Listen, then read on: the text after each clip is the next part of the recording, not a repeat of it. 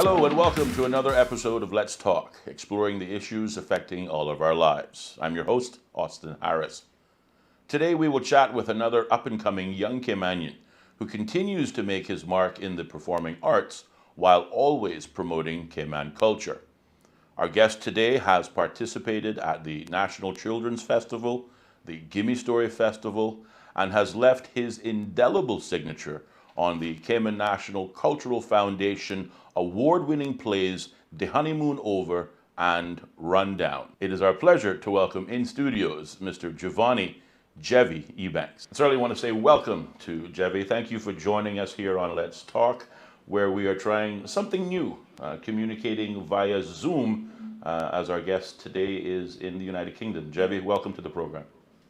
Thank you so much, Mr. Austin, for having me. How are you? I am fantastic, my friend. How's the weather in the UK today? It is a bit rainy, but rainy is cool, and this time of year you want cool, so it's going pretty good. Fantastic. So another normal day in the United Kingdom. Fantastic. Another normal day. Well, Jev, some might call you a child prodigy, having been involved in the performing arts since the tender age of 11. What would you say captivated you about the performing arts, and when you decided that this is where you wanted to make a career?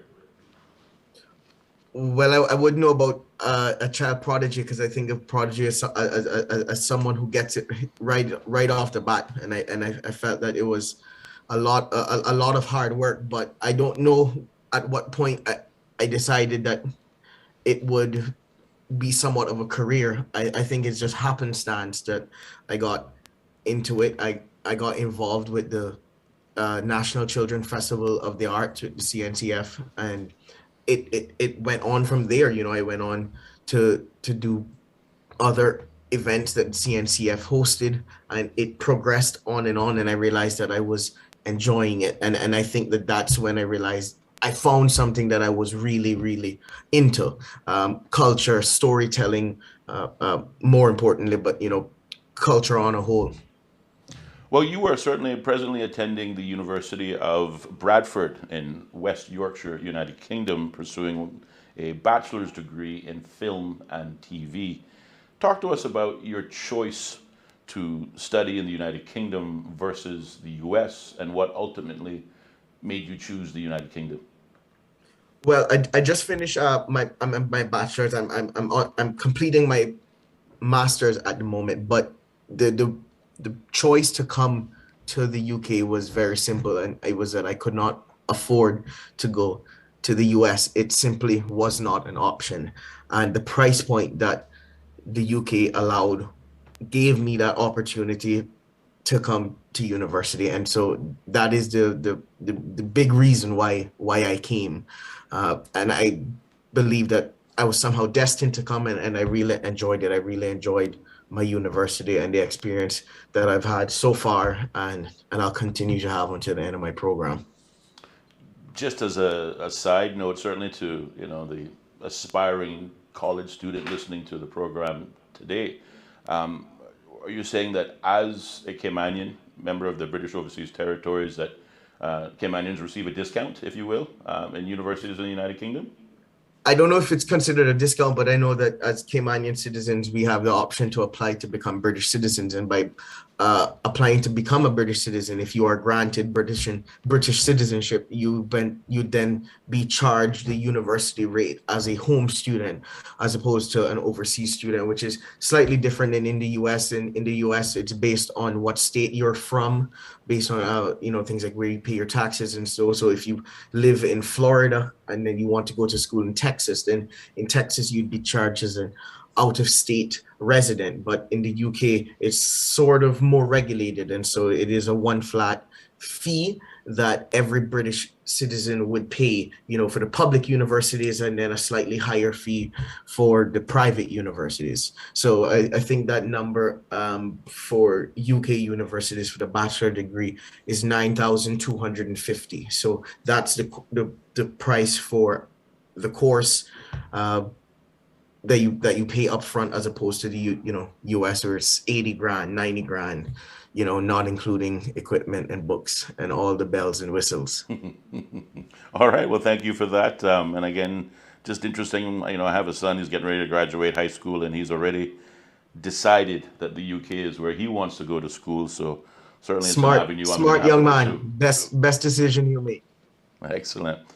Now, interestingly, whilst pursuing your studies, I understand you were part of a group that produced a short documentary that ended up winning Best Student Award at the Sweden Film Festival.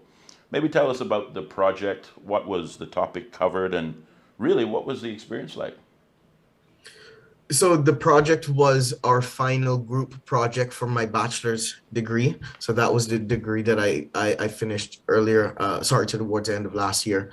And that group project, we sort of knew that we had a client in mind. We had someone in the group who was interning at the British Muslim TV, and we sort of got some informal assurances that should a product be made, that they would consider it to air it on the British Muslim TV channel. So it gave us something to aim towards, and we needed to figure out what to do. And I think we went with a documentary, and it shaped out to be Islam in Lockdown, which is the name of the documentary. And it briefly explores what it was like for members of the British Muslim faith during the first initial lockdown. And so that's kind of what it was tailored towards. We spoke to persons in the community as well as faith leaders and community leaders, just to get an understanding of the impact. And it came out really nice. We got the opportunity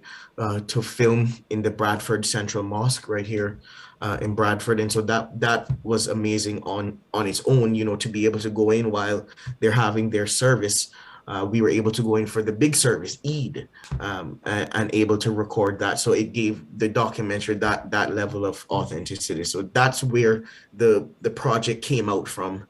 And, people really seem to really like it. And I know that the director, Asim Yusuf, got to give him a lot of credit. He was making sure that he entered the film into competitions, because that's kind of what the film industry is like over here. Either you're working in the film industry, on a TV set or a movie set, or you're kind of making independent films and you're submitting them into film festivals. So he was diligent in doing that, and it came out to our benefit.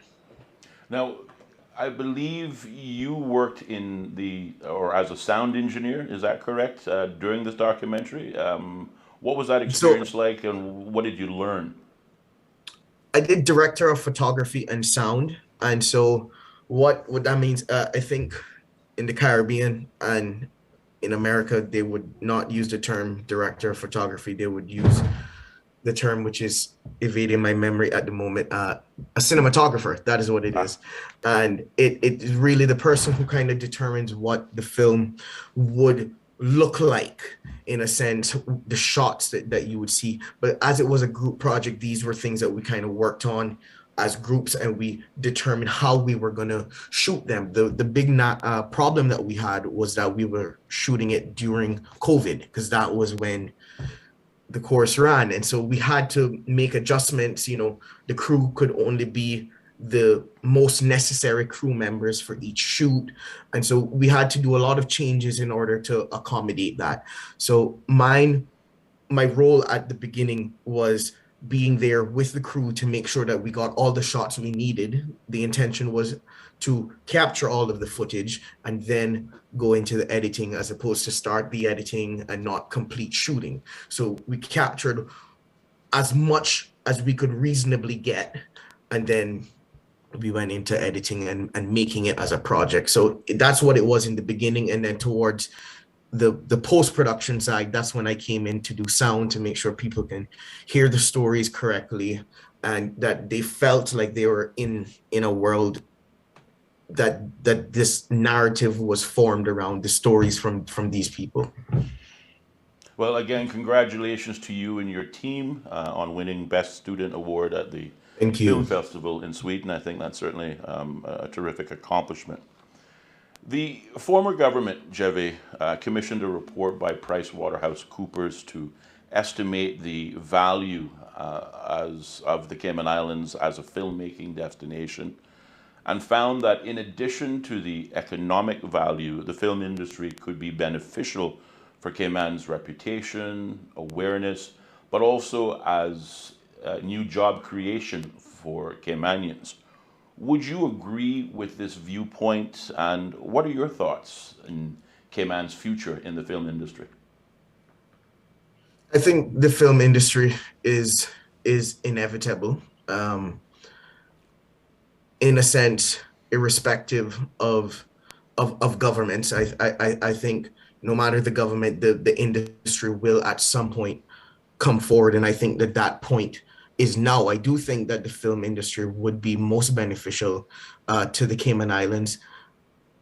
In several ways, as I see it, it would offset tourism, but it would also bring in a new set of business to Cayman, and then that would also replicate, to jobs within the community. So I do agree with that, that it would avail more job opportunities to young Caymanians. And I know that young Caymanians right now seem to go to what are considered safe jobs, banking, financial services, industries that we have relied on for quite some time.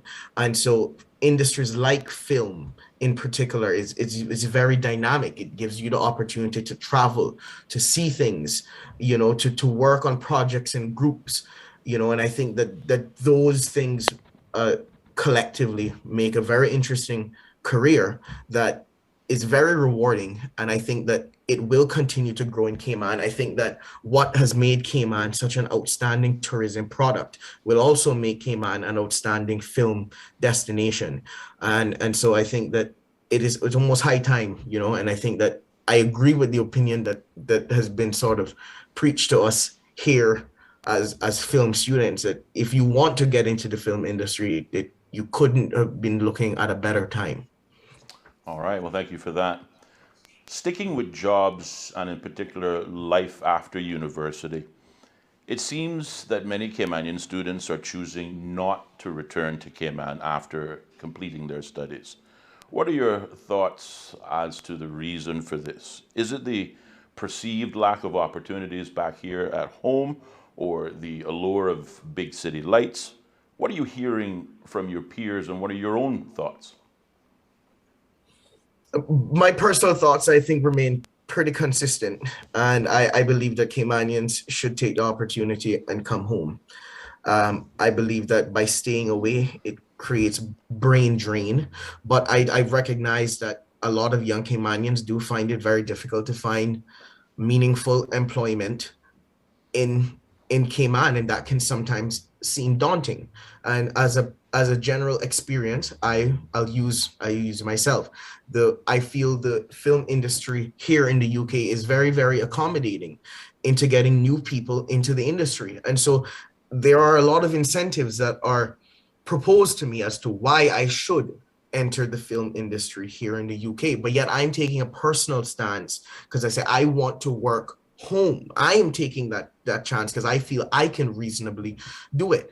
But that may be because of the industry that I'm in. It may not be that way for other industries. It may simply be harder to get into other industries back home. And so because of that, I guess, industry difference of how easy it is to be guided into employment after university, it seems more natural for people to stay on. But I don't like it. I think that people should definitely be coming home. But I don't say that blindly, not knowing that, it is certainly difficult for people, especially in industries that could be considered oversaturated, to gain employment. All right, well, thank you very much for that very thought-provoking response. Finally, Jevie, you have always maintained a passion for all things Caymanian, and I particularly note your past performances in plays like The Rundown, as well as the award-winning play The Honeymoon Over. Are there any future projects you would like to perhaps develop upon your return to Cayman? I think that there are projects, there are always ideas of projects that I want to do. there is a podcast that I'm working on. I don't know if now is the right time to speak about it publicly, but I know it is coming to that point soon, and I'd be happy to come back on and tell you more about it. But that's kind of the one of the ways that I want to grow. I want to be able to come back to Cayman and establish myself as a filmmaker, so that persons can use the skills that I have to maybe grow business or impact a community in different ways, podcasting being one of them, or film production. So I'm always open to doing those things. And in terms of immediate projects, I think immediately I would be shooting a music video as a part of my master's course. And so I'm looking forward to doing that, because I advocated very heavily for it to be done in Cayman. So I'm pushing that, and I think that will come out very well. But in terms of other immediate projects, not on the horizon, but definitely some in the works that I hope will definitely pick up steam soon. All right. Well, plenty of ideas, and I absolutely would like to hear more about your podcast, and maybe we'll have an opportunity to continue this discussion at another time. Just finally, Jevie, it's been such a treat to chat with you. But some closing thoughts, particular to the next generation Caymanian, people like my son, who, as I mentioned before, are, looking to pursue an education in the United Kingdom. Maybe to others who might be considering a career in the film industry. What would you say directly to that next generation of young Caymanians? I think now is a good time. I think my thought process when coming off to university was, if I was going to come off to university, I would do something that I did not have the opportunity to do back home. That's why I chose film. I believe that film can be used in Cayman, whether you're in private sector, public sector. People need videos. People need ways to communicate. We're communicating via a form of video streaming service here today, and that's the genesis of where I think the world is going. And as businesses continue to go online, I think that video services will continue to grow, and that will continue to open the market for creatives in Cayman. And I think we see that opening now. We see more YouTube content creators in Cayman now, and I think that is a good thing. I think there are challenges that come with that. It is not always easy for persons who are creatives to earn a living from it. It is easy for persons who are experiencing art, whether it's a music video or a film, to want to experience it as a part of culture, but not necessarily be aware of the funding that it takes to create such a project. And so I think that's where the challenge is. I think that shouldn't stray people away from becoming a creative.